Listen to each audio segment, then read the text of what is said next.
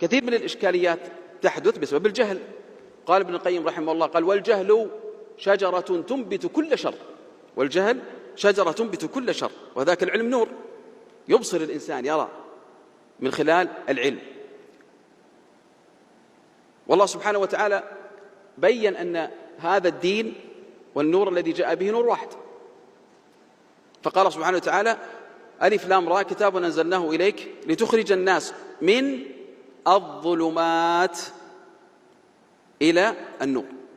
إذن الظلمات جمع، لكن النور واحد، لتخرج الناس من الظلمات إلى النور. إذن الظلمات كثيرة لكن النور واحد.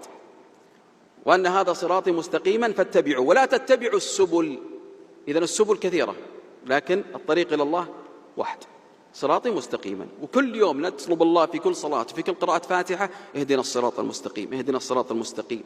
استشعر هذا، استشعر من قلبك أنك تريد أن الله سبحانه وتعالى يهديك الصراط المستقيم.